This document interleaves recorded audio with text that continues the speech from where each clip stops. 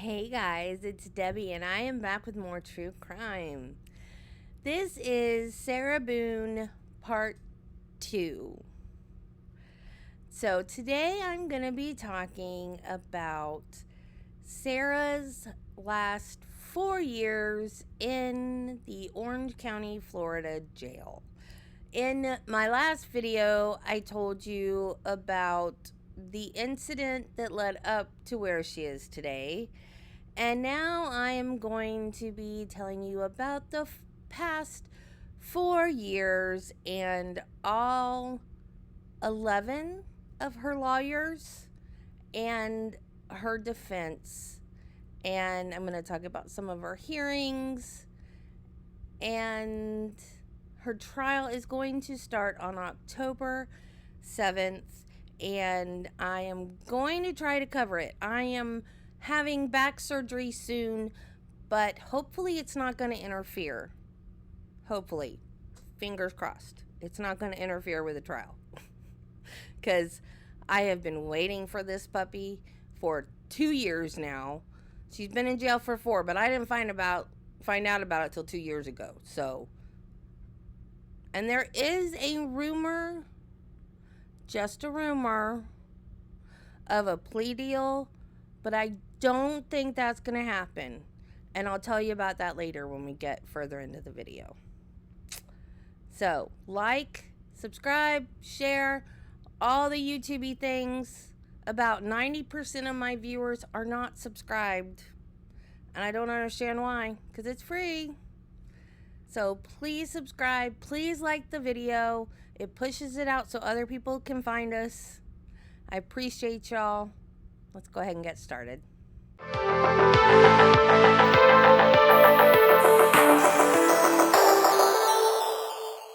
So, short recap. Sarah and George in February of 2020 decided to play hide and seek, which, according to Sarah, they've done 3 times in their relationship. And they thought it would be funny if they would zip George up into a suitcase. Something they have never done before. Apparently, they were both laughing about it. But they had both had a little too much to drink. And Sarah decided to record it. However, she forgot that she recorded it. And she gave her phone to the detectives. And in that recording, she is taunting him as he begs her to let him out of said suitcase. Sarah. That's my name. Don't wear it up. Sarah, I can't fucking breathe, babe. Seriously. Yeah, that's when you do and you choke me. Sarah. George's official cause of death was positional asphyxia with environmental suffocation, consistent with prolonged confinement for 11 hours or more. That is terrifying. I am claustrophobic. I cannot think of a worse way to die. That is terrifying. Sarah is now on her 10th lawyer. If you count her short little period of being pro se as her being her own lawyer, that's 10. Now she's on, well, she has 11 now because she has co-counsel. Her new lawyer has co-counsel now, so that's number 11. Her first attorney was Robert Wesley from the Public Defender's Office. Then she got her own lawyer, Mauricio Padilla. And if this attorney looks and sounds familiar, it's because he defended Sigfredo Garcia, who unalived Dan Markel. Is it Markel or Markle? You know, the Charlie Adelson case and Donald Adelson case. Donald Adelson's trial is starting sometime this month. And he also represented Dedrick Williams in the... Okay, I don't know how to say this rapper's name. And every time I call him, Triple X, somebody make some remark. So I'm going to say it the way I say it. I don't know how to say it. XXX Temptation. Is that how you say his name? He was unalived in South Florida. He was going to buy some motorbikes. And he was pew-pewed in broad daylight in the parking lot of the motorsports store. So that's the attorney that defended those two guys. So this is a high-profile attorney. I have no idea how she avoided this guy. None whatsoever. He was on the case for 2 years. And she should have behaved and kept this lawyer because he's a high-profile lawyer. I mean, he lost both those cases, but still, high-profile lawyer. As well he should. I mean, especially in the Triple X thing, because that was on videotape. Okay, I'm getting off the subject. Okay, let's redirect. ADHD, redirect. Everything seemed to be going as planned until May 4th, 2022, when he motioned to withdraw, citing I have trouble with this word. I don't know why. Irreconcilable differences and an adversarial relationship. Sarah's next attorney was once again Robert Wesley from the Public Defender's Office, who had to withdraw because he had represented George in the past. So that was a conflict of interest. So that wasn't about Sarah personally. So that one wasn't her fault. And had she not hired Padilla, he would have had to withdraw anyways the first time. So Robert Wesley's withdrawal was not because of her behavior. It was because he had represented George in the past. Her next attorney was David Verrett. I don't know if it's Verrett or Verret. It's V-A-R-E-T. David Verrett. He had to withdraw because of some kind of conflict. So that, again, not Sarah's fault. Next up, Mark Consolo. That's another one that had to withdraw because of a conflict. Now, I don't know what these conflicts are. I don't know if it's because they represented somebody that was involved in the case somehow or was related to George or her in some way, or if like a calendar conflict because of other cases they had. I don't know. But I think there was about 4 attorneys that had to withdraw due to conflicts that were not caused by her behavior. But then there's like 4 of them that were caused because of her behavior. So she's not all rosy throughout this process. It's not like she's at fault too. Next attorney was Mark Consolo, and he withdrew because he had a conflict. So there's another one that was not Sarah's fault. And here is the one that she had the most problem with. Frank Binkowitz.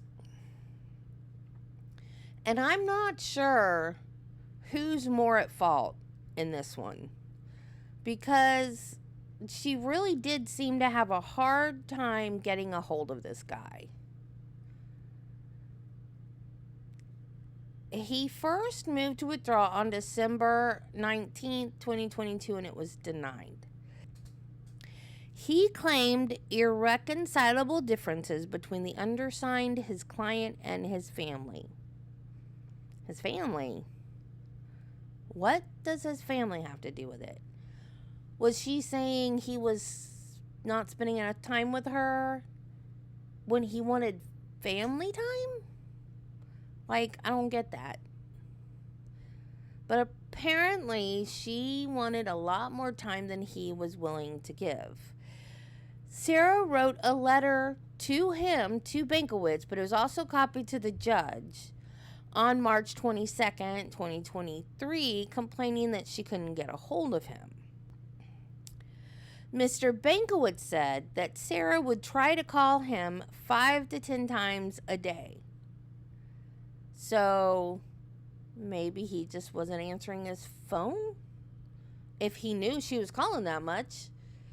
But she said that his numbers never worked and she hadn't seen him in 2 months.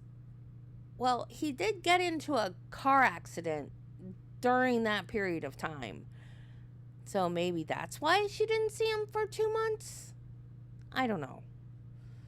But in that letter, she says it's the 3rd letter that she's written to Mr. Bankowitz.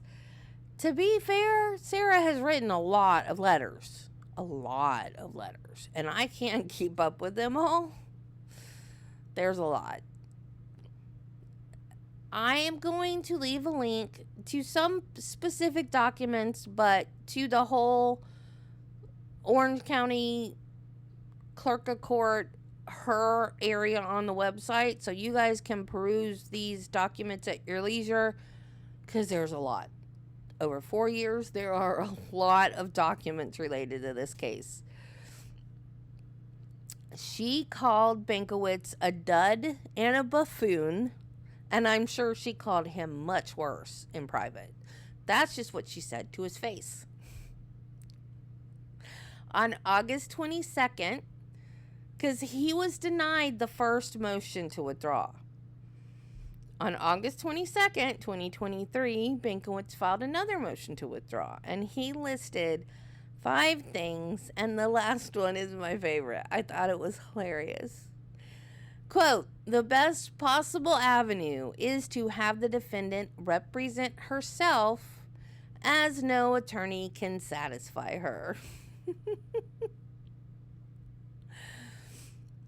Sarah's next attorney was Winston E. Hobson, who withdrew in February of 2024, citing irreconcilable differences, including but not limited to ethical considerations. Her next attorney was Patricia A. Cashman. Ms. Cashman is known to be able and willing to deal with and manage difficult clients. Like, this is this lady's wheelhouse, okay? Like, this is what she's equipped to do. Also, being a woman, a lot of us had hopes that this attorney might be the perfect fit for Sarah. We were like, okay, this is a woman. She knows how to deal with difficult clients. She's got this. This is going to be the one. This is going to be the perfect fit for Sarah. We're going to trial on October 7th. This is going to work. We were wrong. We were so wrong. Sarah would disconnect from virtual meetings, walk out of meetings, virtual and otherwise, and she told the court that she had to put a pretend judge in place in order for Miss Cashman to treat her in a professional manner. I have no idea what that even means. She accused Miss Cashman of lies and half-truths. Miss Cashman filed a motion to withdraw due to, say it with me, irreconcilable differences, including but not limited to ethical concerns. She also said that Sarah was attaching importance to issues that may not be legally important. That's Sarah just wanting it to do it her way, not the way everyone else wants to do it. Because that's what Sarah does. Ma'am, good morning. Your lawyer advised that there was something that you wanted to bring to my attention. Was that all that she said? She was always a basic of the letter is something that I believe that is wrong that should be brought to your attention. So I don't know, and not truthful with me all the time, if that was all that she said she was You've listened to everything in open court. You've been here. You've listened to everything that's been presented so far as to the discussions that Ms. Cashman has had with Mr. Cacciatore and readiness for trial and her dates of availability and unavailability. That's what's been presented to me this morning. You've heard the same thing that I've heard. Thank you. I actually have an envelope, please, that I would like to give to you regarding a letter. It's a lot easier for me to tell you in writing, and it's also put on the clerk of the court's website, so everyone is aware. I have never experienced anyone like Ms. Cashman, and I have repeatedly, the reason why I'm here is the whole hope thing, where she will change her disposition and her attitude towards me, and it doesn't matter how dumbed down I am to myself to try to coexist with her. I've even come up with a solution to have a pretend judge in the interactions with her, so she would try, hopefully, to treat me appropriately and professionally, which she does not do. One of my meetings, I got up and I walked out on her. The last time that I spoke to her was on a video visit that she tried to have in front of a 64 open bay bunk dorm, where I repeatedly kept asking her, please schedule a face-to-face, face-to-face, face-to-face. The last time we spoke was on May 3rd, where I got up and I left the room because I could not take how she was treating me any longer. It was every single time. So much so that I have to incorporate a pre-10 judge in order for her to treat me somewhat appropriately. And I feel that she is untruthful with me and full-blown prejudiced against me, which I believe adds to her nasty attitude towards me. And I do not trust her. So I have prepared this for you. It's a letter and then a continuation of the letter from the video visits that you are aware of.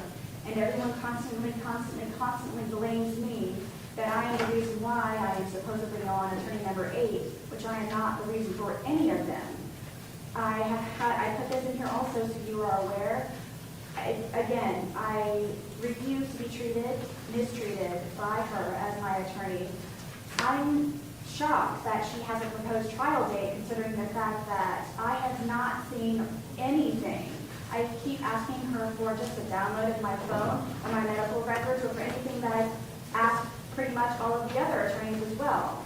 All of my questions that I keep asking her are in the letter to you. I didn't know if you would be the one to help me answer them or to spur her to finally answer them to me and hopefully truthfully.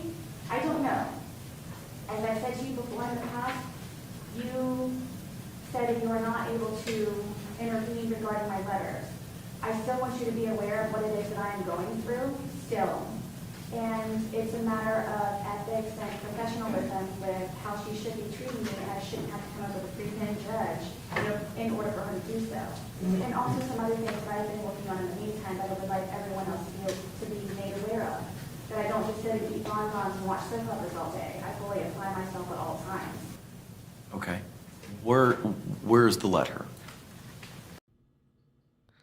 Oh, this is the 58-page letter. I'm not reading this to y'all. I will put a link. 58 pages! Oh my God. I want to know why she thinks like she can go tell the judge all this stuff and the judge is going to do something about it. Does she think she's tattling to the teacher? Like, seriously. Does she not understand how court works? Like, the judge is the referee between the defense and the prosecution. The judge is not the boss of the lawyers. That's not how this works. Does she not get that? Like, she's writing all these letters to the judge to tattle on her lawyers for not being professional enough. I don't remember if this is the hearing, but in one of the hearings, she was like, just tell him to be nice to me. That's not the judge's job. And they don't have to be nice to you, sweetheart. All they have to do is defend you. You don't have to like them, and they don't have to like you. That's not part of the deal. It's not. Okay. I believe it's 58 pages. Ms. Cashman? Judge, I've obviously not seen the letter. Ms. Boone is correct. She has walked out of the last 2 visits when I've tried to review things with her. Just so the court knows, I've spent probably 20 hours, a little bit more, a little bit less, with Ms. Boone. She has lots of lists, lots of questions. In reviewing the court file, she was distressed previously about having access to her lawyers. I have taken collect phone calls from her that are at my expense. JAC doesn't reimburse you because I think it's important for clients to have access. I have Hang on, spent, please. No one's interrupted you this morning, Ms. Boone. as I said, I've spent over 20 hours going through her questions, going through her lists.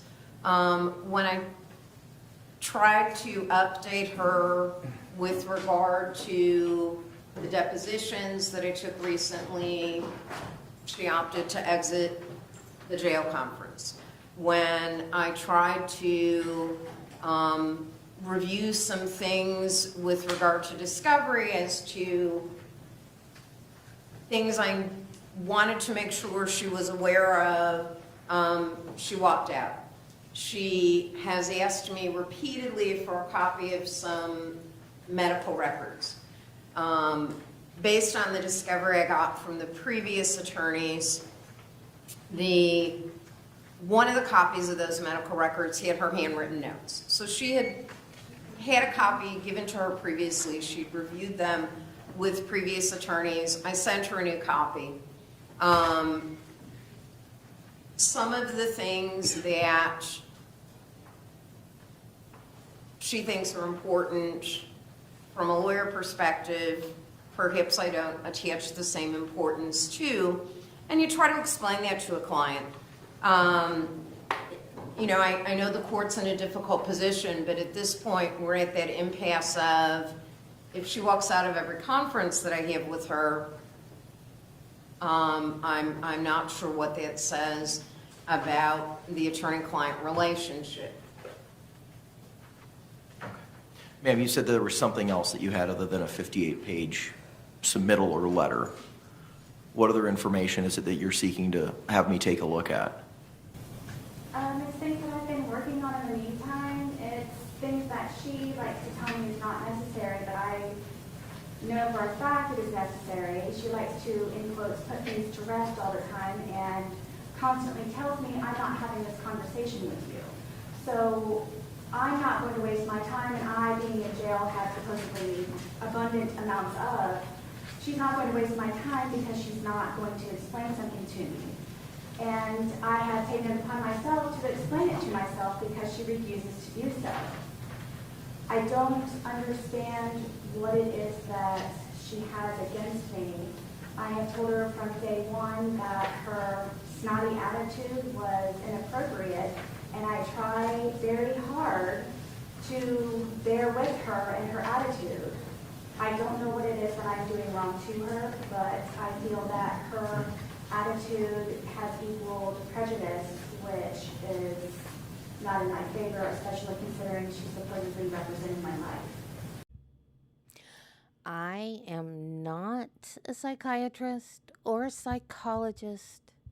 I am, however, a nurse, and I have dealt with my fair share of narcissists, clinically and in life. And this is classic narcissist manipulation behavior. They do this when you don't agree with them. You don't let them have their way. You don't let them accentuate the point that they want to accentuate. You're prejudiced against them. You don't like them. You're against everything they stand for. That's manipulation. She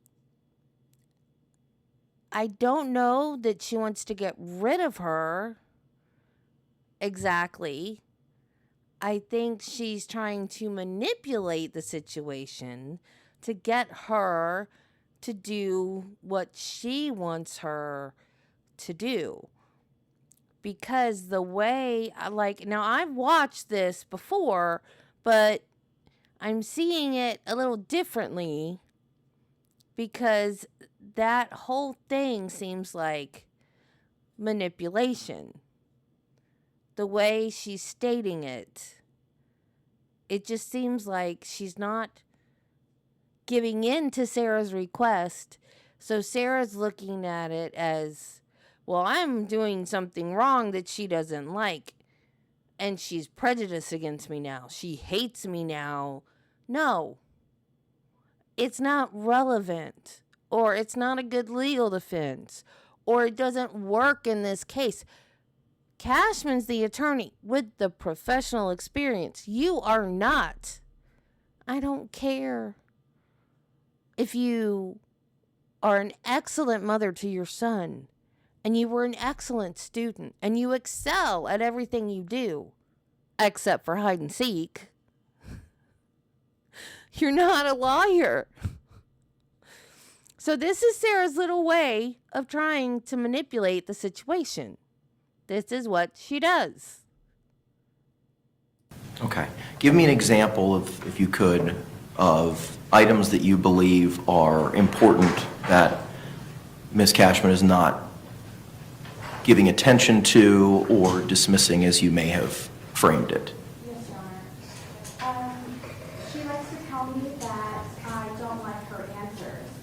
She's not giving me any answers to dislike, and I had written 3 pages worth of questions, and I'm still waiting for her and any other attorney to actually answer for me, such as, why can't I have a bond? Why can't I have a download of my phone? Why can't I speak to my investigator? Why can't I have my medical records? Why can't I fully utilize my constitutional rights? There's 3 pages worth of questions that I have. What constitutional rights specifically? I'm very leery about having a fair trial at this point. There's a handful of other amendments that I have been researching and working on and trying to incorporate. To me, what I have written to you is obvious, and apparently from the correspondence that I get from the world, South Korea was the last place that I received correspondence. They obviously see the same thing. So I don't know what I'm doing wrong other than wanting to have a very successful outcome. It's just been long and drawn out, and I believe that God obviously believes in me as much as I do him in order for him to give me this very unique adventure that I am on, and I'm doing my best to let everyone know who I really am as opposed to the malicious murderer that everyone thinks that I am. I don't feel that she can do that properly. I still always, the reason why I'm here is hope, is to hope that she will come in with a gentle, softer side and actually listen to what it is that I'm saying and see the bigger picture other than what the one avenue that she keeps going down. There's other ways to win and more than one way. I'm not sure what I'm supposed to do, but I'm not saying that I'm trying to remove her. I'm just trying to ask you, please, forgive me for having to ask you for this.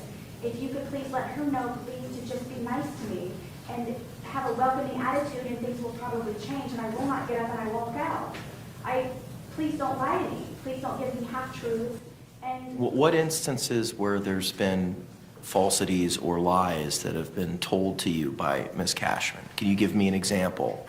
We're going to stop that one right there because she just talks in circles. The judge asks her, well, what specifically has she lied about? And, of course, there was no lie.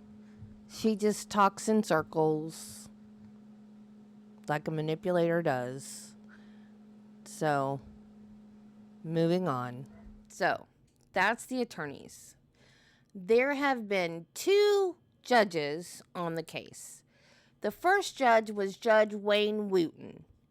Judges kind of like rotate in and out, like there's a schedule. So this has taken so long that she has rotated to a different judge now.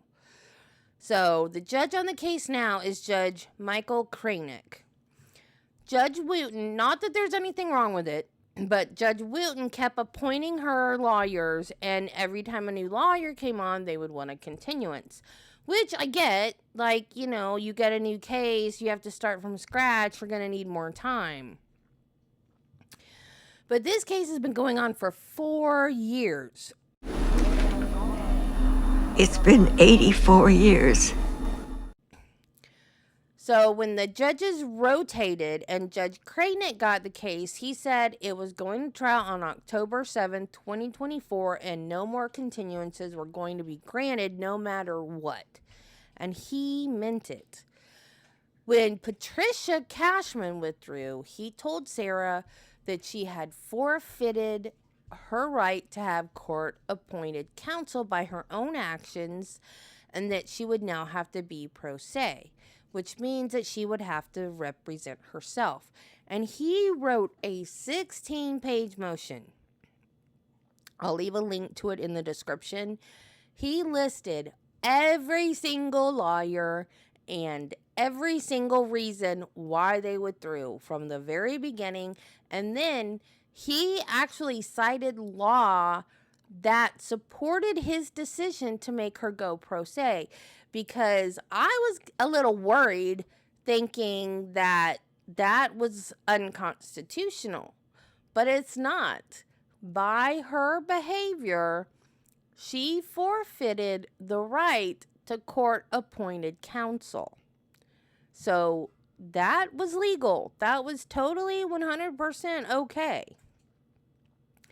So Sarah was her own lawyer for a short period of time, and she actually filed a motion and won.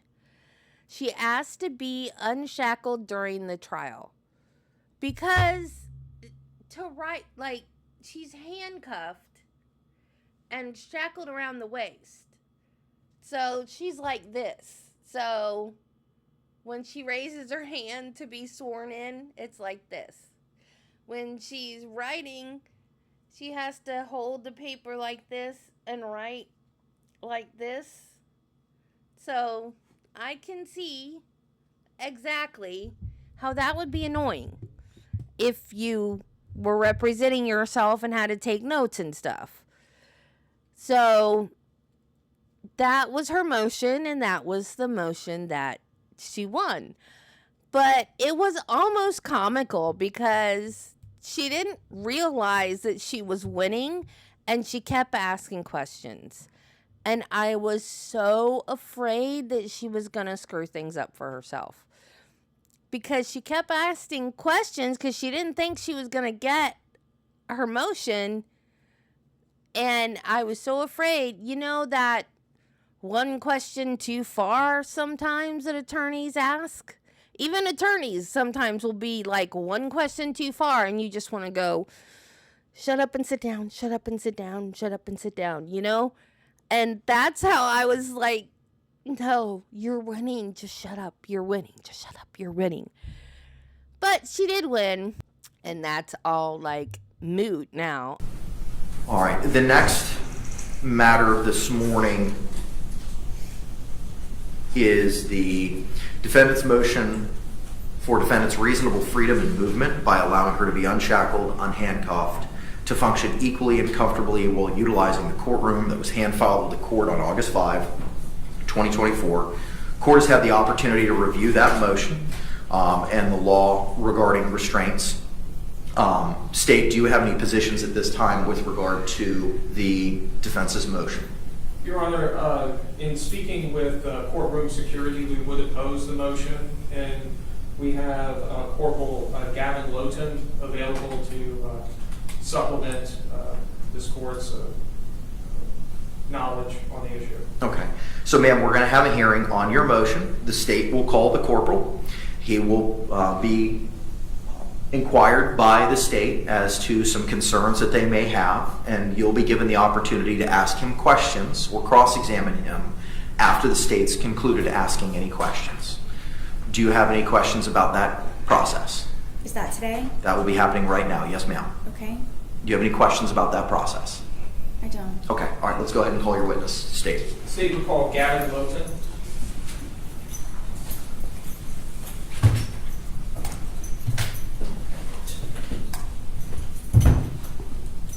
Do you swear or affirm that the testimony you should give shall be the truth, the whole truth, and nothing but the truth, so help you God? I do.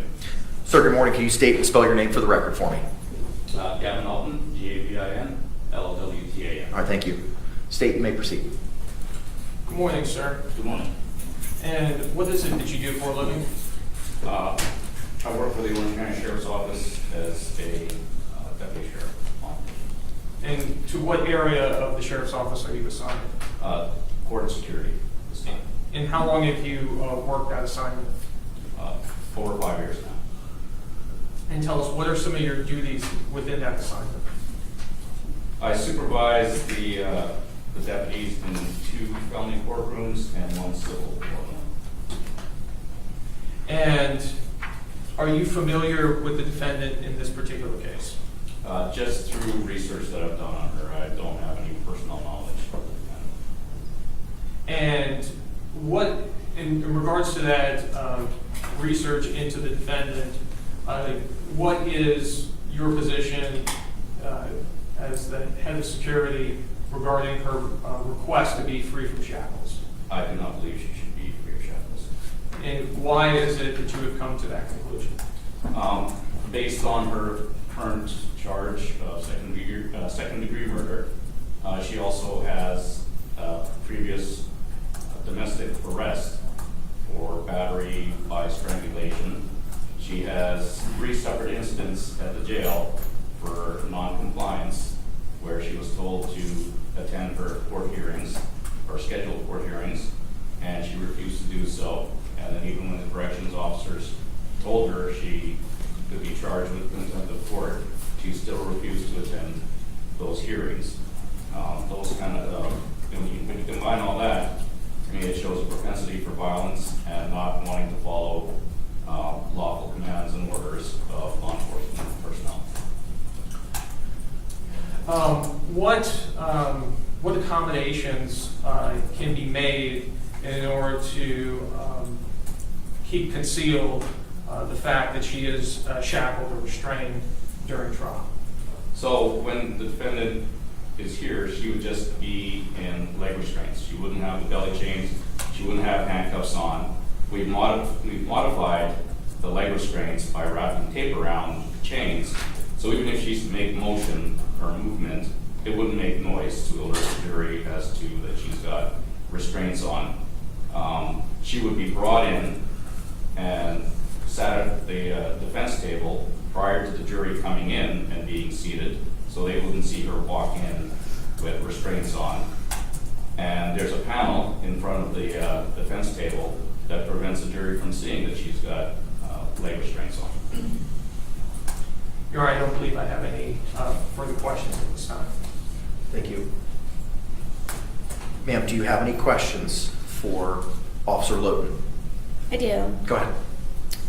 First off, in your, in quotes, research that you've done on me, the domestic violence case that I was charged with, the felony with strangulation, was dropped.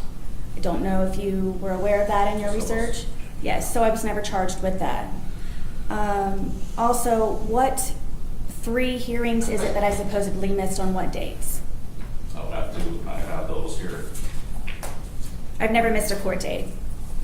In the almost 5 years that I've been here, I've never argued, I've never hesitated. Object to the form of the question, Your Honor? I'm going to sustain the objection. Ma'am, you have to ask 1 fact per question. Okay.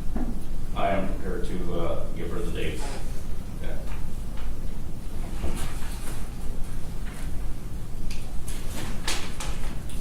On September 15, 2023, that was one of the times you refused to attend. October 16, 2023, and January 28, 2021. And do you know what those were specifically for? For court attendance, wherever you were scheduled for that day. For a hearing or pretrial or withdrawal? I don't know. This is just information from the jail where the corrections officer said you refused to attend your hearings. So is that on record that I have supposedly refused these 3 dates to appear in At court? the jail, yes. Who is your contact, please? I've never missed a date. This is a database that I got this information from. Do you know when it was last updated? This, I don't know. Okay, so do you know how, I have never missed a court date to the present date. I don't know specifically what these 3 dates are for, in order for me to have supposedly denied going. Do you know the name of the officers for each one? You do? Yes. Please. For the September 15th, 2023, it is Corrections Officer Portia Hines, Could you spell her last name, please? Hines. And you said the date was 9/15/23? Correct. Okay. And if you would like, I can read her comments in her report. Sure. At approximately midnight, I informed inmate Boone, Sarah, that she was scheduled to appear in court today. Inmate Boone stated she did not want to attend court. I advised her that her absence could result in being held in contempt of court. Inmate Boone stated she understood and continued in her decision to refuse. Corporal L. Cameron was notified. This report is being generated for informational purposes. But it doesn't say what it was that I supposedly refused. To attend court. It doesn't say specifically what your hearing is for. Okay? Second one, it'll be Officer Christy Green. And what is this date for? I'm sorry, what's that? Which date is it that you're referencing? That's going to be October 16th, 2023. Okay, and I'm sorry, the name? Green, Greene. And what was the first initial, please? K. Greene. Yes. 10/16/23. Yes. Okay? And the third one is January 28th, 2021. And the officer is Jasmine Scribner. Scribner. What are the comments, please, for Green? At approximately 0300 hours, I advised inmate Boone, Sarah, that she was on the schedule to attend downtown court. Inmate Boone stated she did not want to attend court. I informed inmate Boone that if she fails to attend, she could be held in contempt of court. Inmate Boone acknowledged she understood and continued with the decision to refuse to attend court. Corporal Ward in the Booking and Release Center, transport officer, was notified. All proper notations were made in the IMS. Okay? And January 28th? At approximately 0334 hours, inmate Boone, Sarah, was advised she has downtown court and to start getting ready. Inmate Boone stated she did not want to attend court. I informed inmate Boone that she could be charged with contempt of court. Inmate Boone still refused to attend court. Corporal Hall and the Booking and Release Center transportation officer were notified of this incident. This report is being generated for informational purposes only. And all of those comments were made on the day of that I supposedly refused. I don't know when they entered that. It doesn't state in their IMS, in their program? It might, but I didn't take that information down. Okay. So I'm trying to figure out how it, I know all 3 corporals and the sergeant, so I've never refused court. There's no reason for me to want to refuse court. I'm going to object this to ask and answer. I'm going to sustain the objection.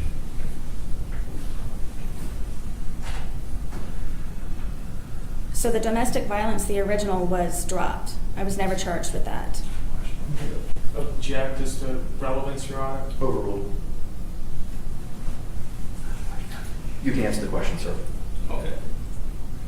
It was dropped. You were charged and arrested.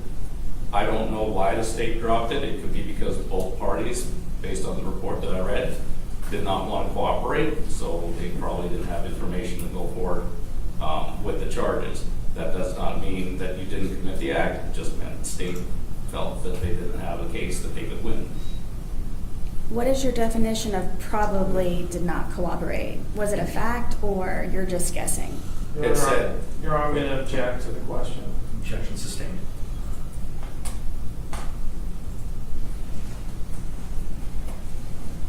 Both of the charges were dropped for Mr. Torres and for myself was because we did cooperate and there was not enough information. And we received documentation in the mail, both of us, for the reasons why it was dropped. Your Honor, I'm going to object this to the form of the question. It's not a question, it's a statement. Sustained.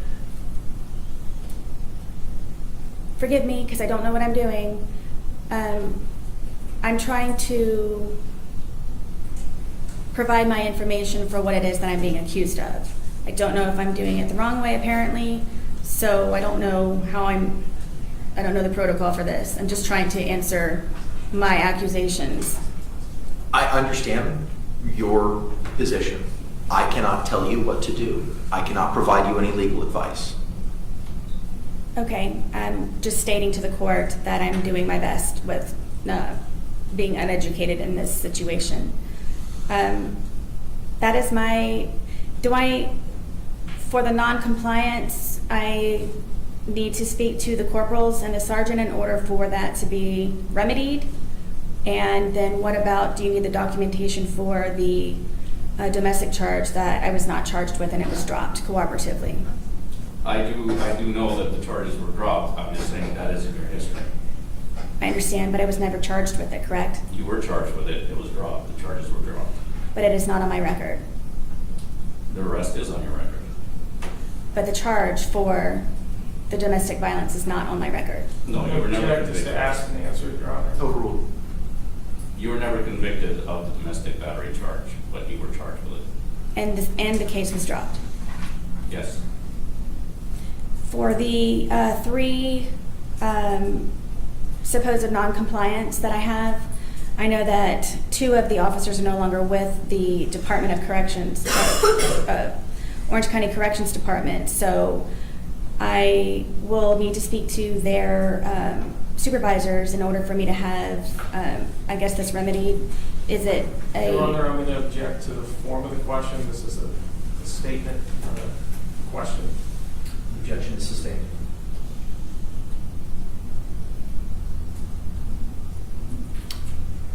I guess I will provide information to you for the non-compliance occurrences that I'm being charged with. Your Honor, again, I'm going to object as to, that's not a question, it's a statement. The objection is sustained. I know this is a lame question, but what does sustained mean? That means the state's legal basis for you asking that question is correct, and the court will not permit you to ask that question Thank you. in the way that it may be asked. What do I need to provide to you in order to have that remedied, in order for me to be unhandcuffed? Your Honor, again, I'm going to object as to the form of the question. Overruled. Whatever documentation, but I believe that the decision as to whether or not you'll be in restraints will be made today. I understand, but it can be made. What's that? The decision in order to be unhandcuffed. Correct. I suppose if you have documentation to say that this was all fabricated, then I wouldn't be able to use this. Correct, as you telling me about the domestic violence. That cannot be used against me either. It is still part of your history. I can bring it up. Right, but just to clarify and conclude, I was not ever charged with that. Again, I'm going to object as to ask and answer. Sustained. Okay, do I provide this information to you? You can provide it to the state. Okay.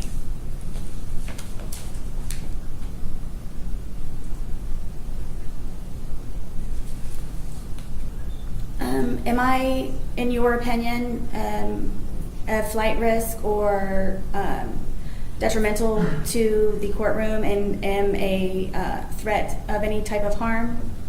Based on what I've researched, I don't know you personally, but based on my research, I don't think it would be appropriate for you not to be in restraints. And then what was the year, please, for the charge that was dropped with the domestic violence? It was 2018. 2018? Correct. And it is now 2024. Okay. And you're going solely off of, what, the arrest affidavit? What is it that you're using to conclude due to this occurrence that was dropped, that I would not be able to be unrestrained?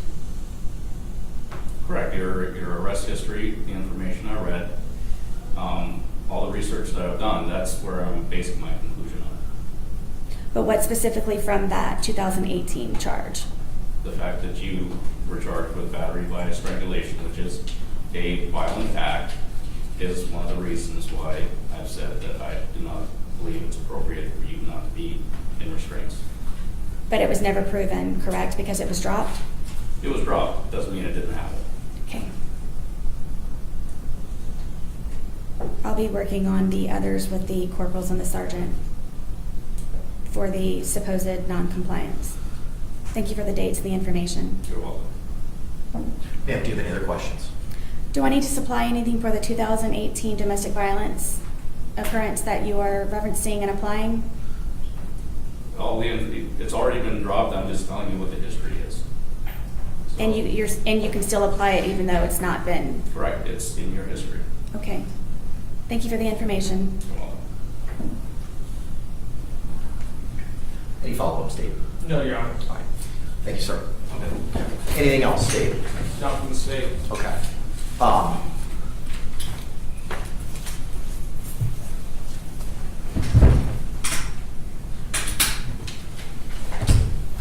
see Deputy Barnett here.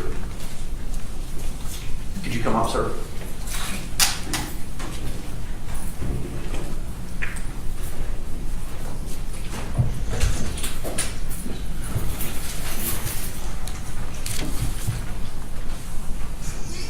Do you swear or affirm the testimony you should give shall be the truth, the whole truth, and nothing but the truth, so help you God? Yes, I do. Sir, good afternoon, or good morning, rather. Could you state your full name and date of birth for the record for me? My name is Chad Barnett. And not your date of birth. Sorry. Could you spell your name for the record? CHADBARNETT. And what are your duties and responsibilities here at the Orange County Courthouse? I'm a deputy sheriff at the Orange County Courthouse. I work in courtrooms, I supervise squads, and I'm also in charge of training inside the courthouse. Okay. Is there any training that's addressed with regard to other security measures other than shackles that may be provided for defendants? Yes, we have an item called the stun cuff that is also used in the courtroom. Okay, could you step us through what a stun cuff is? A stun cuff is an electronic device that's wireless. It's a box secured to the leg. It has 50,000 volts, and it's able to be remotely sparked from a distance. How is it fixed or placed on a person? It's dual strapped along the calf of either leg. It can be hidden in the pants, and gives the ability to people to walk around. And who is in charge of operating that device? It'll be an assigned officer that's been trained in the device. And step us through the operation of how that device is utilized or operated by that officer. The officer will show the device to the subject or the inmate or the defendant. It will be secured with 2 straps on the leg. There is a waiver to be signed prior to being used, explaining when it would be used, if it was needed to be used during court, violence, attempt to escape, any actions that lead to that level of to use the device. It's a 2-step process, so there is no way for it to accidentally be set off. It has to be hit 2 separate buttons, so there's no accidents. If it had to be used, it would cause a shock to the location on the calf, cause a great amount of pain, causing the defendant most likely to fall to the ground, and we could secure and take care of the situation after that. Are there any other protocols or standard operating procedures regarding the use of the stun belt, other than what you've already identified? Just to follow what response to resistance policy. Okay, and can you explain the response to resistance policy? We have a level of response to resistance depending on what an individual does to what we would do. So if she was attempt to escape or fight, we would use it to match that level of resistance. what is the level of resistance whereby which the stun belt would be deployed or utilized? At this moment, it is at a level 3. And what is a level 3? Level 3 would be failing to follow the directions and stuff like that. If we asked her to get up and move or not, or follow the lawful order, we could use it. Most likely in the courtroom, we would use it probably at a level 4 level. That is pretty much fighting, escaping, attacking another person. Okay, all right. State, do you have any questions to Deputy Barnett? No, Your Honor. All right. Ma'am, do you have any questions for Deputy Barnett? I do, please. Go ahead. Tell me, what is the title of this? Stun cuff.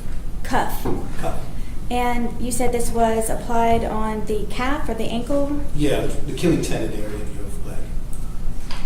And is this something that does it need extensive preparation, or is it something that can just be put on coming and going from the courtroom? We would place it on you before the court starts, and you can take it off as court every time we exit the courtroom. It takes a few moments besides signing the waiver and securing it to your leg. And it's a one-time waiver? Each day you will have to re-sign the waiver. Okay, and so there's no limit to how many times it can be put on and taken off, put on, taken off? No. And it's a very simple process to apply? Yes. And remove? Yes. Thank you. Any follow-up? Nothing to say. All right. Sorry. Sorry. Would I have my hands free, correct? Yes, you would have your hands free either way. If you were in a leg iron, your hands would be completely free. The stun cuff, same thing. And then and I would be able to walk? You would be able to walk with the stun cuff freely, yes. So hands free and able to walk? Yes. Thank you. Any other follow-up? State. No, Your Honor. All right. Can Mr. Barnett or Sergeant Barnett be released? Yes. Ma'am, can he be released? Yes, thank you. All right. Thank you, sir.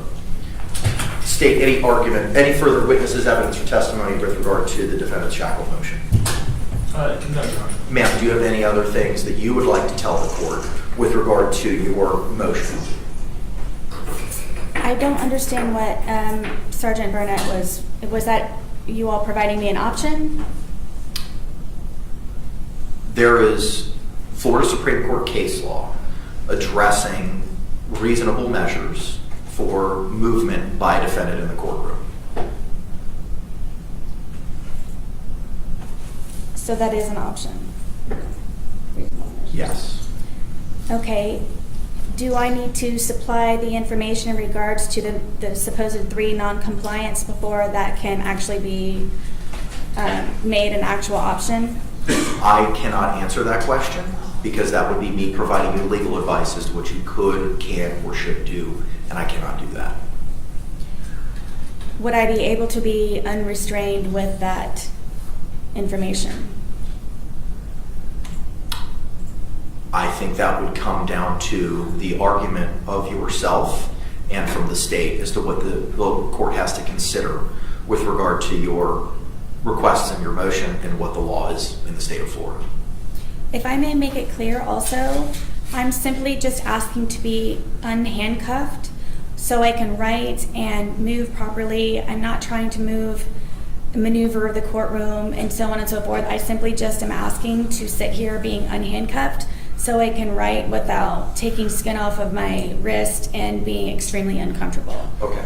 Ma'am, thank you for that clarification, because when I read your motion, you asked to be unshackled, to have freedom of movement, and I interpreted that as you wanted to move as everybody else may be able to move in this courtroom, as Mr. Cacciatore has moved around, how other persons have moved around. And it wasn't only limited to your hands. I thought it meant to your entire person based on what it is that you were seeking in your motion. So just for the purposes of my own clarification, is your motion only seeking to have your hands not bound so that you can move your hands, but otherwise shackles that may be on your legs would continue to stay there? Right. I don't currently have shackles, but I don't know what is in regards to trial procedure. And in regards for you not having the clarification of me just wanting to be unhandcuffed, is it my responsibility, or I don't know if you can answer this, but you don't ask questions, which is what got me in this predicament from the get-go of having no counsel, because no questions were ever asked to me. Just for the majority of my motions and letters and so on that I have supplied the court for more information to try to intervene and help, it's just gotten me into hotter water and no counsel and still restrained. So is it something that I need to specifically clarify going forward, or is it something that you have the ability to ask me questions so you have a better understanding? Generally, I don't know that I can answer that question because it may call for me providing you legal advice. If I'm asking questions, it's because I'm trying to clarify things from my understanding. I cannot ask questions on your behalf. I cannot ask questions for you. I cannot assist you in any process, be it this hearing or at trial. Right.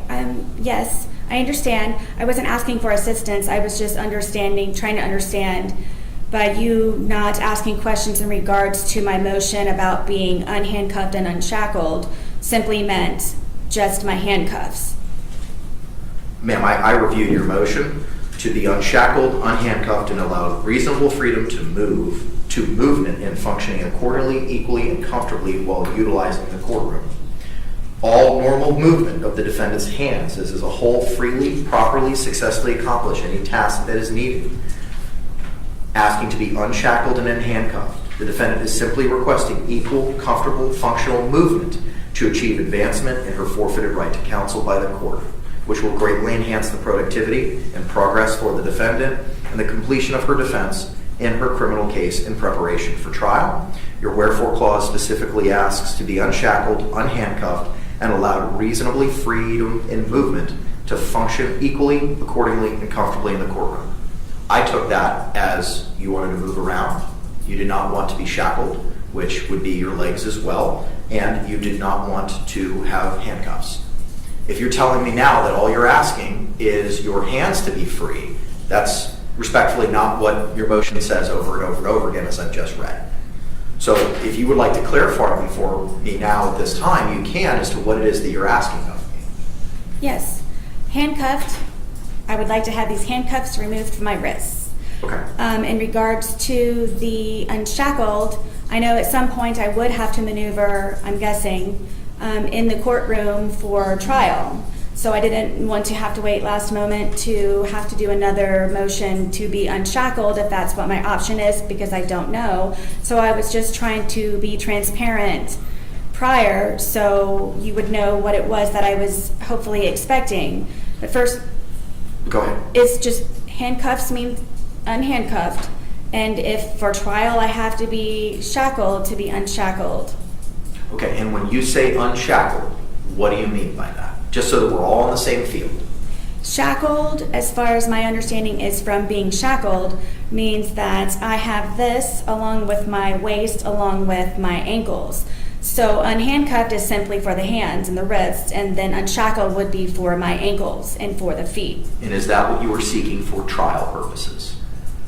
I didn't know if I was going to be shackled or not. So that was why I was trying to be transparent and up forward by doing so now, to make the court aware that that would be a request of mine at the time. Okay, all right. So you would be seeking to be unshackled, no leg restraints, no arm restraints at trial, right? Please. Okay. Yes. Would you also be asking of the court to move around the courtroom when trial would take place?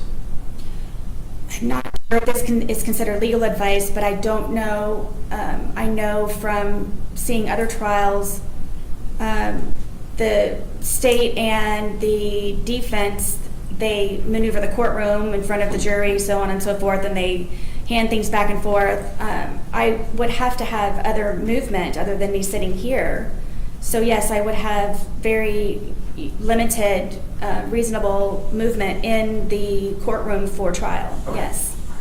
Is there anything else, ma'am, that you would like to tell me with regard to what you were seeking in your motion, to be hands-free, for lack of a better word, during any hearings that we may have, and then to be hands-free, unshackled with your legs, and to have movement in the courtroom during the course of the trial? Is there anything else that you'd like to tell me about those requests? I don't know if you've been able to see my difficulty with just simply trying to take notes. Yes, very much I would like to be unhandcuffed, just to sit here and be in attendance of my hearings, conferences, whatever it is. For the trial, when the time comes for any limited movement that I would have, the stun cuff, I I would sign the waiver now. Just whatever it is that I can do in order to enable myself to be able to have the same comfortable atmosphere and movement and equal opportunities just as everyone else. Okay, thank you. Anything else you'd like to tell me, ma'am? No, Your Honor. Okay. State any argument.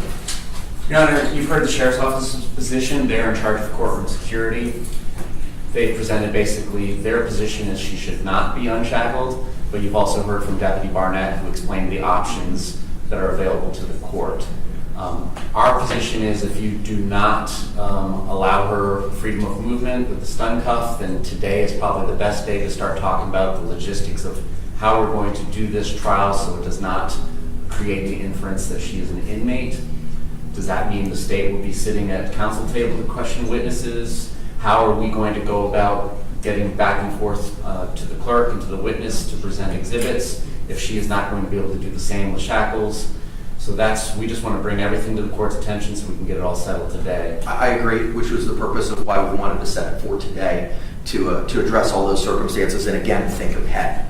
Ma'am, do you have any closing remarks or arguments that you'd like to make to the court about your desires to be unhandcuffed, unshackled, and or utilize the stun cuff? I believe that it is unfair that you, number one, want me to represent myself, and then number two, you would like for me to represent myself while being handcuffed, to be able to progressively and actively participate properly in the same as others with just simply being able to write notes. At some point, I'm sure I will be bringing things with me to court that I need to reach for, to open, to pass normal functions in a body as a whole with the same equal level as anyone in the courtroom would have in order for myself to be able to do the same and function fairly and appropriately. I don't know if this is legal advice or not, but in a trial, are you able to tell me are defendants shackled, or is this something that I don't even need to worry about because they're not even shackled? Typically, ma'am, the defendants have leg shackles that, as Deputy already identified, Deputy Lowton identified, they're wrapped so that they're muffled, so that they don't jingle jangle or bring any noise attention. And the privacy panel is located in front of defense counsel's table, would prohibit the jury from seeing those. Their hands are free, but the legs are in restraints. Thank you. Yes, I very much would like to be unhandcuffed just to simply take notes and function normally and equally just for hearings and so on and so forth, which we have a lot scheduled futuristically. And then when trial comes about, either way with trial and or hearings, the stun cuff, I am readily awaiting for that to be an option and to apply as soon as possible. Whatever it is and however it is that I need to, just to at least just have these removed. Okay, got it. Any closing remarks, Mr. J? No, Your Honor, just address all the concerns which is the court's plan. Got it. All right, thank you very much. I think the Florida Supreme Court has given us the guidance specifically for a case just like this in Weaver versus State, 894 Southern 2nd, 178 by the Florida Supreme Court in 2004. In that case, there was a pro se defendant who was representing themselves who had been charged with first-degree murder, and there was no prior history of violent courtroom outbursts. The defendant in that case was representing themselves, and there was some concerns as to being allowed to move around the courtroom during trial may present some safety hazards. The court identified as there would be, in our case, potential sidebars, access to witnesses, evidence, jurors, etc. And that in that case, Weaver's pro se status meant that he would be moving about the courtroom in close proximity to the judge, jurors, prosecutors, witnesses, and potential firearm evidence.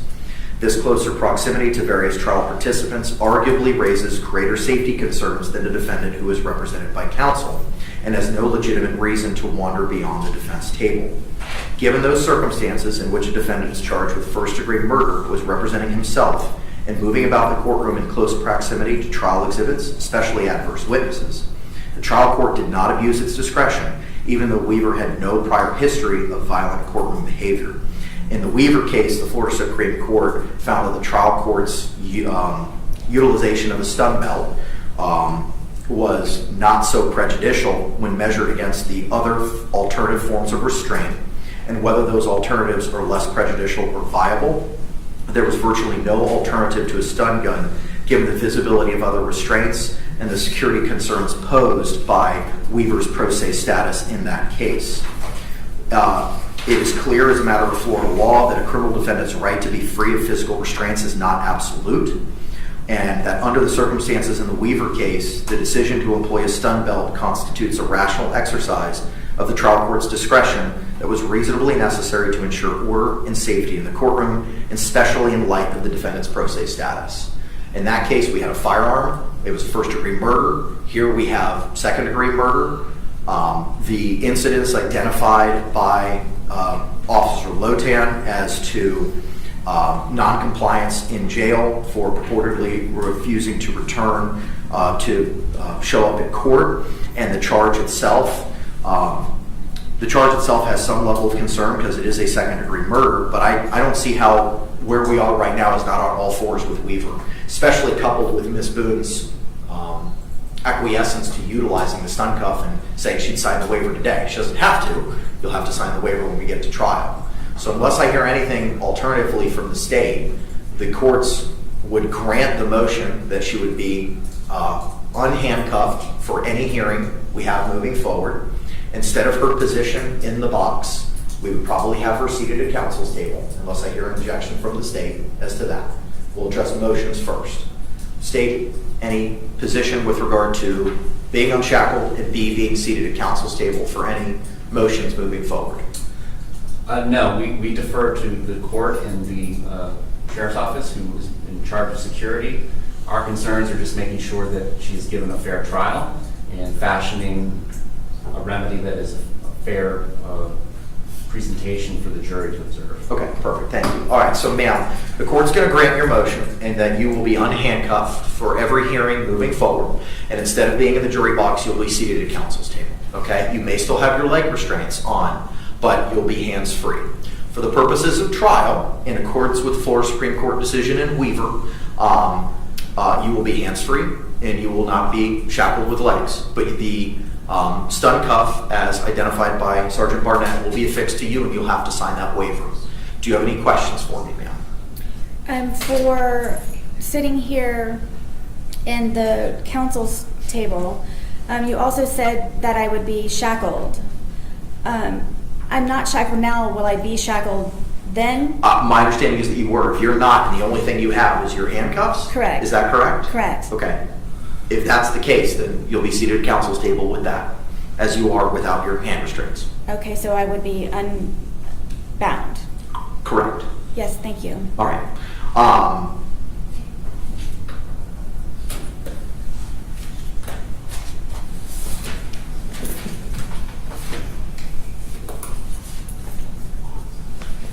The other item I have on... Yes, sir. I think the sheriff's office is looking for clarification, and I think I am too. Okay. I think the situation is because she has handcuffs on now, she doesn't have leg restraints, but for hearings, when her hands are unrestrained, her legs would be restrained. Okay, I'm getting a thumbs up from the deputy in the back that that's the case. Is that the standard operating procedure, Deputy Loden? Okay, so ma'am, so I'll clarify my order. For the purposes of any hearings, you'll be hands-free, but you will have leg restraints. Yes. That's not going to affect any fairness or impartiality because it's just you and me and the state, and no jurors will see that. Yes, also, sir. Judge, when she's being transported from the jail, she is going to be fully handcuffed with the belly chains and all that. We can take those off In when advance. she gets up here. Yeah, I understand that. Okay. I'm just worried about the fairness here in the courtroom, especially when we bring in a jury panel. Okay. And for the purposes of trial, ma'am, you'll have no leg restraints, no hand restraints, your hands free, legs free, but you will have the stun cuff affixed to your leg. And as identified by Sergeant Barnett, you're going to have to sign that waiver every day, okay? Of course, and if I may, if anyone knows, the stun cuff, does it go over clothing or does it have to It be is just... under your clothing, as Sergeant Barnett identified. I have a representative from the Public Defender's Office who I've asked to be here. She's going to have a conversation with you, ma'am, after our hearing, so she can facilitate clothing for you, including pants that would prohibit the jury from viewing that device on your legs. Yes. Okay? Thank you. All right. Does that clarify for you, State? Yes, I just saw them and I thought that I saw the confusion based on my experience and how it's done. Okay. We cleared it up. Thank you. Now, ma'am, that doesn't mean that you're going to be able to wander wherever you want in the courtroom. There's going to be spots where you're going to be able to go to. You're not going to be able to walk all the way up to witnesses. You're not going to be able to walk everywhere that you want. There's going to be places that you're going to have to go to. When we get closer to trial, we'll address the box, for lack of a better word, for where you'd be able to go and not go, and I'm going to give the same limitations to the state, okay? I understand. All right. Are you okay with addressing that later, counselor? Yeah, I mean, what I would envision is if she needs an exhibit brought to witness, I have no problem getting up and doing that for her. I was going to, either you could do it or I was going to have the deputies do it. So, ma'am, I envision that because you're going to be able to move about freely and our jurors are not going to know that you have any restraints on you and they're not going to be able to see the stun cuff, you can conduct any questions or statements or arguments from where you would like to be in the courtroom, either at counsel's table or at the podium here for you. If you need to approach a witness or you need to provide evidence to someone, I'm going to ask you and the state to both provide that information or that document to one of the deputies, and they'll be able to approach the witness for you, okay? Thank you. All right. Do you have any questions about the court's ruling or the procedures for you having movement throughout the courtroom during the course of our trial? No, I understand, and you said that it would be clarified greater once we get closer to that date.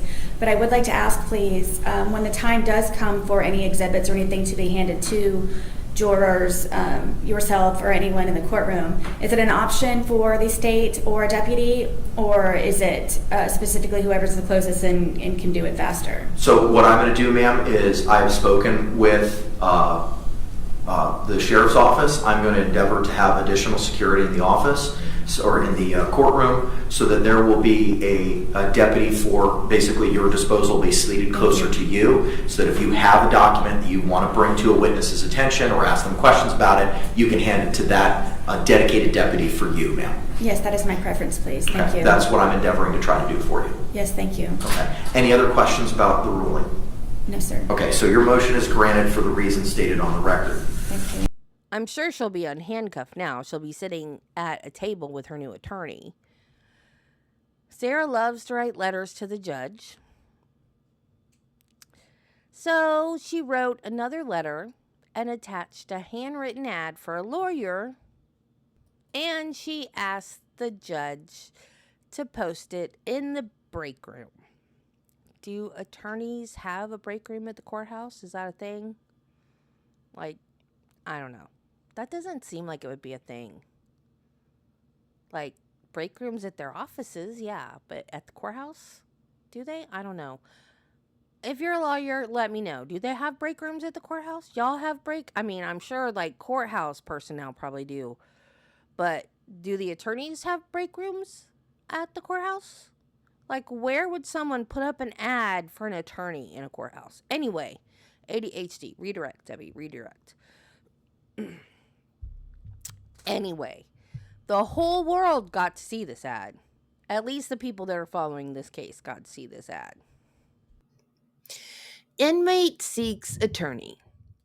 Looking for a prosperous challenge? Ready for your close-up on national television? Are you zealous with a side of keen? What does that even mean? What is a side of keen? Show the world who you are with your original creativity, extraordinary expertise, confident ingenuity.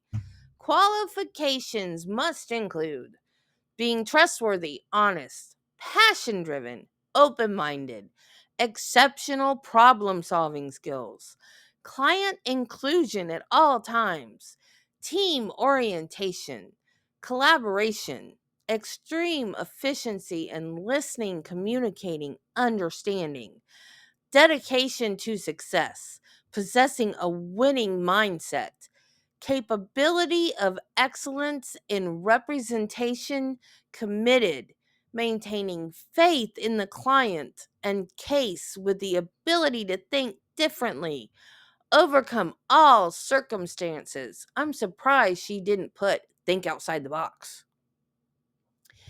epic opportunity awaits. Sarah Boone, number 2000563, Orange County Corrections Department. Invest in the oppressed. Believe. I cannot believe that somebody answered that ad. So, another little thing that I didn't know, but I am now educated on. I did not realize this because, one, I've never been to jail, and two, I have never followed a case this closely. But they keep notes on the inmates. So, Sarah always refuses breakfast. Just FYI. I don't know why they have to document that, but they do. So the reason I mention inmate notes is because it was documented that one night around 10:30, a lawyer came to visit her, and she refused to see him because she stated that she didn't have a lawyer, and she went back to sleep. The woman that is begging for a lawyer, has a lawyer come visit her. She can't bother to get out of bed. Okay. Well, he did not give up. His name is James Owens, and he's attorney out of Milton, Florida. And that is in the Panhandle somewhere near Pensacola. At first, he said he was just there to see if he could represent her, and at first, he didn't think it was going to work out. Well, yeah, I wouldn't either. She refused to see him.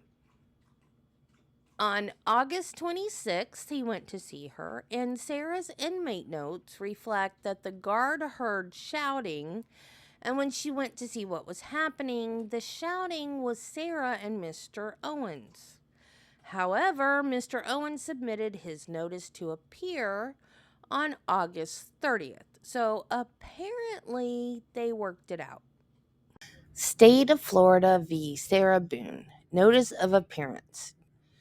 James Owens enters his appearance as counsel on behalf of the defendant Sarah Boone. Certificate of service. I now certify that I electronically filed the proceeding with the clerk of courts by using the e-portal system, which I understand will send a notice of electronic filing to the office of the state attorney. James Owen, counsel to Sarah Boone. In an interview, Mr. Owens said that he laid out the case that the prosecution was going to bring so she could get a realistic look at what she was facing. No one had done that up to this point, and he thinks that it helped her get a new perspective. He says that Sarah has retained him and that she is going to pay him back one day. Yeah, don't hold your breath. Can you guess what his first motion was? He asked for a continuance. And guess what Judge Kranick said? Nope. He stuck to his guns. Since that motion, there's also been a notice to appear as co-counsel filed, as well as notice to rely on the defense of battered spouse syndrome. That takes us now then to your motion for continuance file that was filed on August 30th. Courts had the opportunity to review that motion. Any other argument or statements with regard to that motion? Mr. Owens. Judge, I reviewed the state case law relating to continuances and the abuse, palpable abuse of discretion when the court does not grant it, but it is critical to my theory, our theory of defense, battered spouse syndrome. And as you know, that takes time to develop, especially when the motion basically speaks for itself, but we're in a time crunch. Essentially, the trial is set for October the 7th. I have to provide a notice of intent to rely on battered spouse syndrome 30 days prior, which is September 7th, which falls on a Saturday, so I believe that gives me till the next business day, Monday, September 9th. But still, 6 days for Dr. Julie Harper to come back out and visit with Ms. Boone, coupled with this other potential forensic psychologist, Dr. Michael Brandon. He's not going to have time to do that. They've got to establish a rapport with her before they can run the testing, spend the time with her. And it involves some extensive history. Obviously, that couple was together for 3 or 4 years. I still haven't peeled back all the layers. I've tried to go through it, but as you know, something like that is going to involve several instances of domestic violence that did not involve law enforcement, that was just between the two. So we've been going through that. We're trying to get some medical records where she was stabbed by Mr. Torres in the leg, and some other evidence. It's just going to take some time, coupled with the fact that I've got to get Mr. Lane to get all this other objective evidence, witnesses, and 911 calls, and arrest reports, and provide that to the 2 forensic psychologists for them to help formulate their opinion as to whether she is, in fact, a better spouse. In good faith, I believe she qualifies based on my spending 3.5 hours with her Labor Day, yesterday, as well as the other 4 times that I've met with her. I have not spoken to Mr. Cordelia, but I believe that was probably going to be where he was going to go. I was not, involved. I don't believe you were involved at that time. Or may have been. Not me. Okay. My predecessor was. But I think it was almost ready to go. And for whatever reason, he withdrew at the last moment. And then here we are. But I think it's prejudicial if we're not allowed to present the defense that we believe we have a viable claim. And I would respectfully ask, I'm not asking for, I think most times you come on a homicide case, you would need at least 6 months. I'm asking for 1 trial cycle, 2 trial cycles sometime at the end of the year or first of next year. I can be ready. I think that will give enough time for our experts to visit with Ms. Boone and formulate their opinions. I'm sure the state's going to want to take the deposition. I think they may have a right to hire their own forensic expert to go out and interview to see if they agree. But that's just going to take a little bit of time, Judge. I'm thinking 2 or 3 months, and we'll be ready to go. I'm not asking for a long continuance. The good thing about it is Mr. Cordelia has done a lot of the work. My understanding he's taken just about all the depositions. I believe they've been transcribed. I haven't gone through all the discovery. She's got the 2 banker's boxes. She has not gone through all the discovery. We've tried, but we have not made it. My understanding is a lot of the 2-hour interrogation with the Sheriff's Department has been transcribed. I haven't reviewed that, but we do have a problem with that interrogation. Now, that's why I made the request about the policy. Our policy in my county, Santa Rosa County, is a little bit different. And based on my discussions with her, we feel like I'm going to need to file some motions relating to that. So, because of that, but ultimately because, yes, could I be ready for trial on October 7th? I believe I could, but not without the battered spouse defense, because I don't believe my experts would be ready. And so that's instrumental in our defense. State, do you have any position? I guess the state would just respond to a few things. Part of this battered spouse defense has been previously investigated with several of Ms. Boone's previous attorneys, and in fact, the state did retain an expert, Dr. Tanya Warner, who's on the state's witness list in this case, in anticipation of a potential rebuttal of an attempted battered spouse defense. The state's position would be that we would oppose a continuance at this time. However, the state's not opposed to setting another status hearing sometime next week, possibly, where we could address this and to see if there has been any movement, anything that would either change the state's position or potentially the court's position as well. I don't think the state's thinking it through, Judge, because if we wait a week, I've got to file the notice of intent to rely on the battered spouse on Monday. We can't wait a week that the time has expired if the judge doesn't continue it today. He wants to have a conference next week, but it's too late for him. What's your response to the rule requiring these battered spouse or battered wife syndrome defense 30 days prior to trial?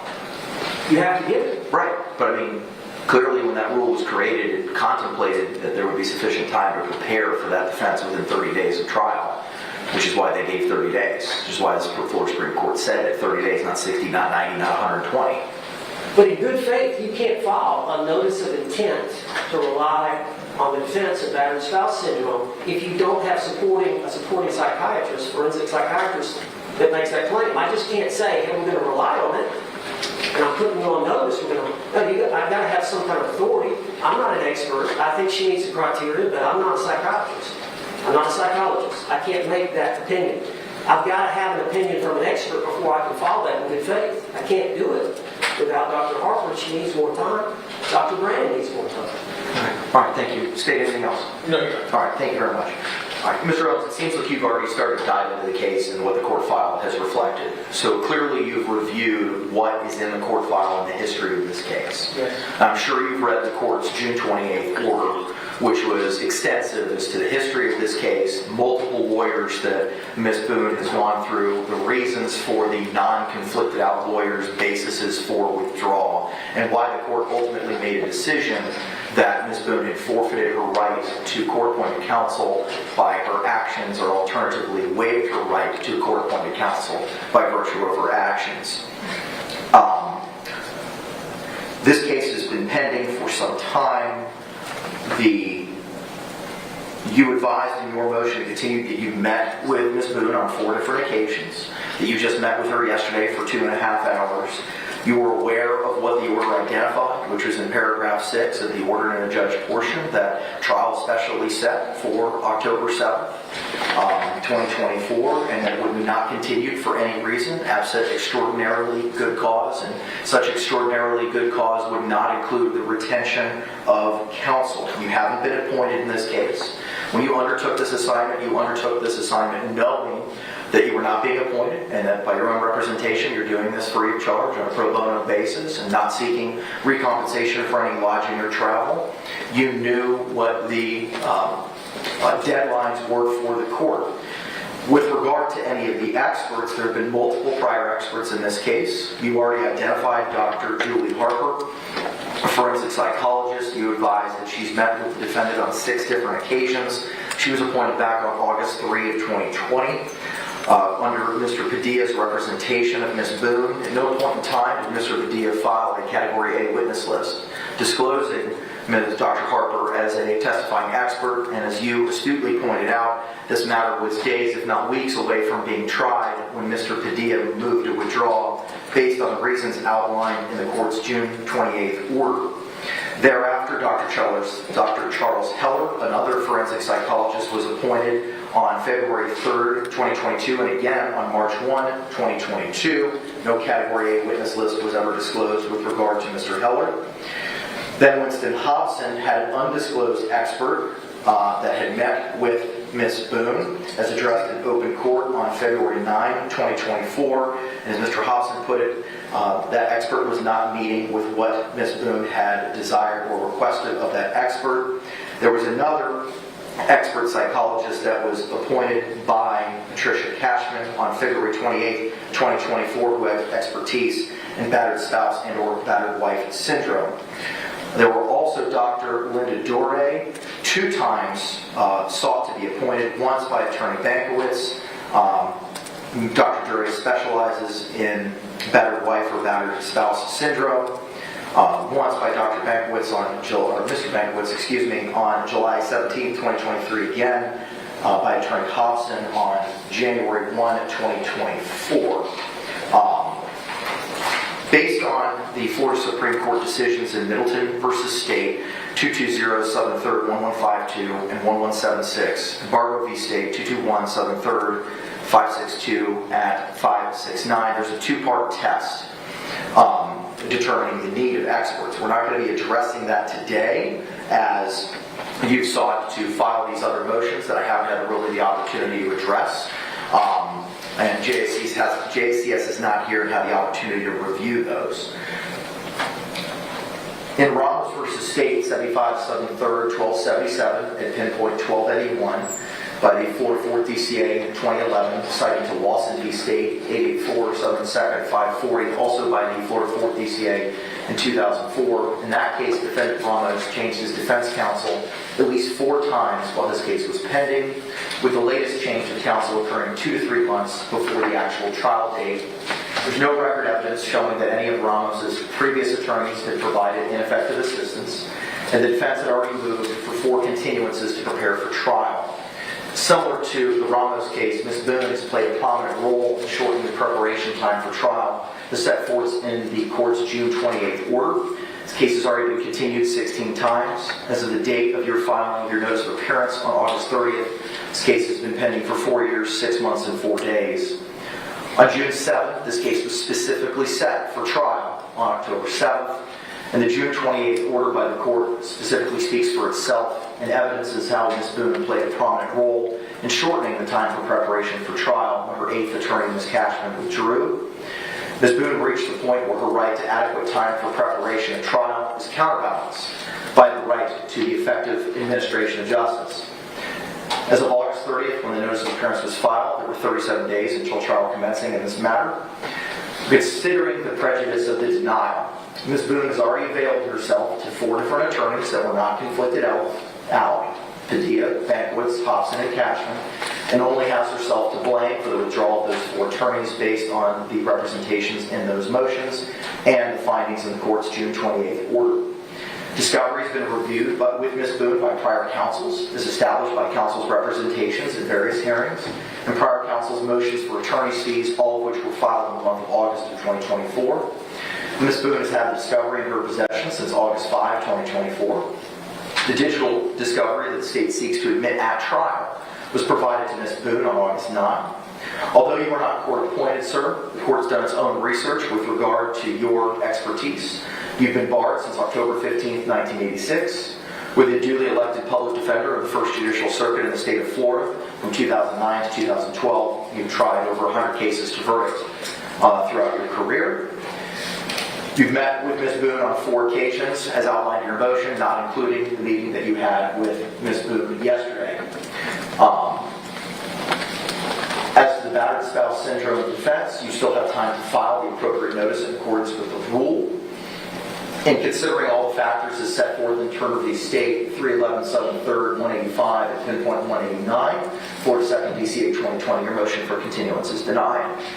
Matter of this trial is still set for October 7th. We will have pre-trial the 6th to 27th. Pre-trial in this matter, or trial case management will still be set for September 26th at 9 a.m. Judge, a couple of things. Number one, I have a full practice. I've got a docket day this afternoon in Santa Rosa County before Circuit Judge Scott Duncan. I've got 12 clients that are pending. I've got other people covering it, but I do have a full docket. If we set some of these hearings involving my motions, could I be allowed to appear by Zoom? Any objection? No, Your Honor. The only request that I would have, sir, is the rules of general practice require a notice regarding your appearance. If you could just file a motion and provide a form work, I'll sign it and you can appear virtually. There's no reason for you to drive all the way down from Santa Rosa County for all these hearings when we can appear virtually. JACS, I imagine, will be appearing virtually for some of these motions with regard to the experts. So as long as you file a notice in advance, sir, I've got no problems with that. Judge, in that pre-trial order, it mentioned, I thought, that the state attorney was supposed to meet with the defendant and the defendant's investigator and review all the digital evidence from the order. That's the way I read it. They were supposed to sit there all together and watch every potential video exhibit the state was going to intend to introduce at trial. That has not happened. I think today was the deadline for that. I don't mind extending that because I'm going to need to look at the evidence. With regard to the digital, the deadline, you are correct, sir. The deadline was today, based on the August 5 order. If it did not happen before then, as I outlined at the beginning, there was a change to that process. A thumb drive was provided in open court to Mr. Lang on August 9. He then provided it to Ms. Boone, a thumb drive of the specific digital evidence that the state is seeking to admit at trial, based on the witness and exhibit list that was filed under seal on August 9. Ms. Boone had the opportunity to review that information at that time. All right, I'm going to ask for more time for me to review the digital exhibits they intend to introduce. I don't know if they've been redacted. I don't know if they're the originals, but I'm going to need to look at that. I went to the jail yesterday. I had to let them know in advance that I was coming. I believe my secretary had emailed them and said I wanted to bring in my laptop and my phone to view evidence and whatnot. I was not allowed to bring in my laptop and phone yesterday for 3.5 hours. So I didn't get done a lot of the things that I wanted to get done within that period of time. Probably would have stayed there a lot longer if I would have had that capability. So I would ask for some more time to be able to look, for me to look through the digital evidence as to what they're, I assume it's being redacted. I know some of the audio in terms of clients, comments my client made, comments the officers made, some of it is, in my opinion, improper to be presented before the jury. So I'd like some extra time to be able to do that. State? I'm not certain, is he asking for a continuous again? What is the extra time that he's seeking? What is it you're asking for? Extra time to do what? The way I understand the order, I'm looking at paragraph 4 of the scheduling order and notice of hearings that, Judge, you signed August the 5th.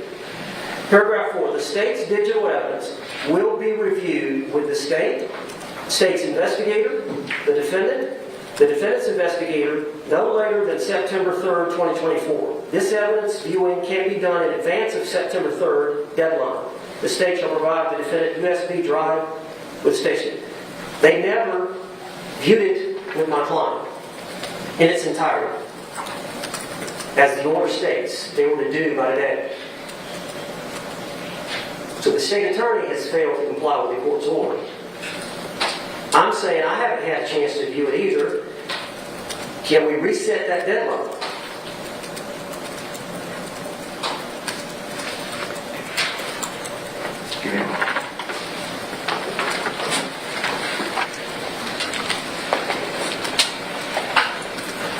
On August 9th, Mr. Owens, we had a different hearing. And at that hearing, we addressed the digital discovery review. Mr. Lane was here. There was a USB provided in open court. And the August 9 order and notice of hearing identifies a change to that August 5 order. Specifically in paragraph 4, prison break investigations. By and through investigator Billy Lane shall take possession and custody of the USB jump drive, which contains the state's digital evidence, tendered in open court on August 9, 2024, and shall provide same to Major Malik X. Muhammad at the Orange County Jail today, August 9.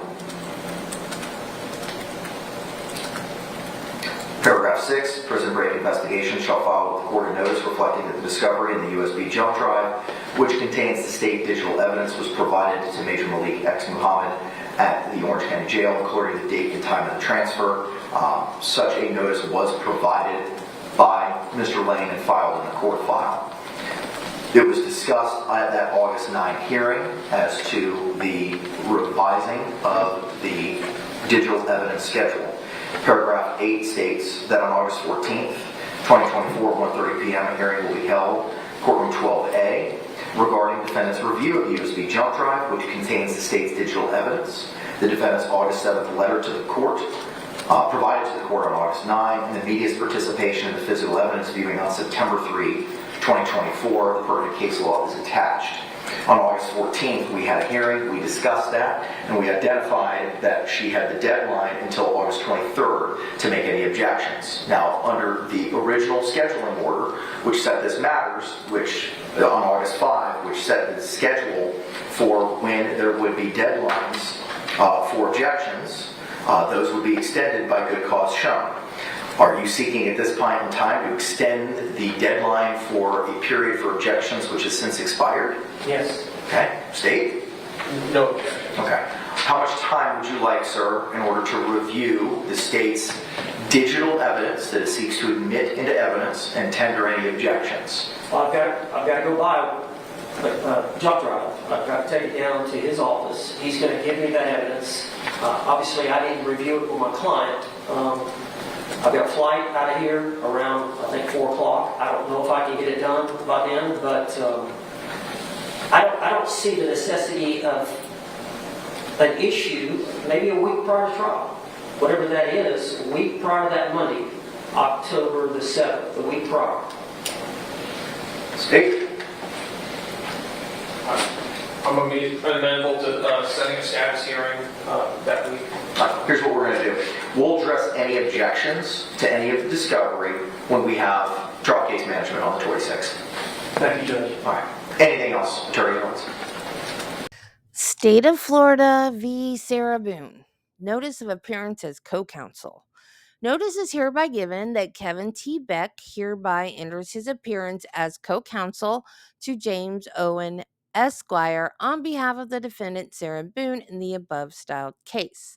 I now certify that I electronically filed the proceeding with the clerk of courts by using the portal system, which I understand will send a notice of electronic filing to the office of the state attorney, Kevin T. Beck, co-counsel to Sarah Boone. State of Florida v. Sarah Boone. Notice of intent to rely on the defense of battered spouse syndrome. Comes now the defendant by and through the undersigned attorney under Rule 3.201, Battered Spouse Syndrome Defense of the Florida Rules of Criminal Procedure, gives notice of intent to rely on the defense of battered spouse syndrome and states, 1. At the time of the alleged offense, the defendant was suffering from battered woman syndrome as a result of the physical and psychological abuse the defendant sustained at the hands of the alleged victim, Jorge Torres. 2. Dr. Julie Harper will be a Category A witness for the defense in establishing this condition on behalf of the defendant. 3. Dr. Julie Harper, forensic psychologist, Northwest Florida Psychological Services, 1992, Lewis Turner Boulevard, Fort Walton Beach, Florida, 32547. Certificate of service. I now certify that I electronically filed the proceeding with the clerk of courts using the e-portal system, which I understand will send a notice to the office of the state attorney. James Owens, counsel to Sarah Boone. So the trial is set for October 7th, 2024. The pre-trial hearing will be September 26th, 2024 at 9 a.m. Now, Judge Kranick denied the continuance. However, the deadline for looking at all the evidence and objecting to evidence being submitted was September 3rd. But because of Mr. Owens' late notice to appear, he did ask that that deadline be continued. And it was continued until the pretrial hearing on September 26th. So that is going to be a very important pretrial hearing where they're going to talk about what evidence is going to be allowed in, what evidence is not going to be allowed in. And Sarah, shocker, does not want the video of that night allowed into the trial. And I do believe that that should be allowed in. I think that is the best evidence against her because she is in no danger whatsoever at that point in time when he is locked in that suitcase. So, let me know what you think in the comments. I will be streaming the whole thing. Hopefully, fingers crossed, if my back surgery does not conflict with it. I'm hoping it does not. So, I wanted to make this big. I was going to do it in one part. I didn't realize it was going to be this giant. But I wanted to make this background video in case you didn't know about the case or you've never heard of Sarah Boone or you just wanted to catch up before the trial. So please join me on September 26th for the pretrial hearing and again on October 7th for the trial. I'm not sure if it's going to be 2 weeks or 3 weeks. It is originally set for 2 weeks, but then when she became pro se, it was set for 3 weeks, so I don't know if it's 2 or 3, but it's around somewhere, 2 or 3 weeks. So please join me for that. Don't forget to like, subscribe, share, tell all your friends. I will be here waiting. And remember, love your family, be kind to people, and Jesus loves you. Bye.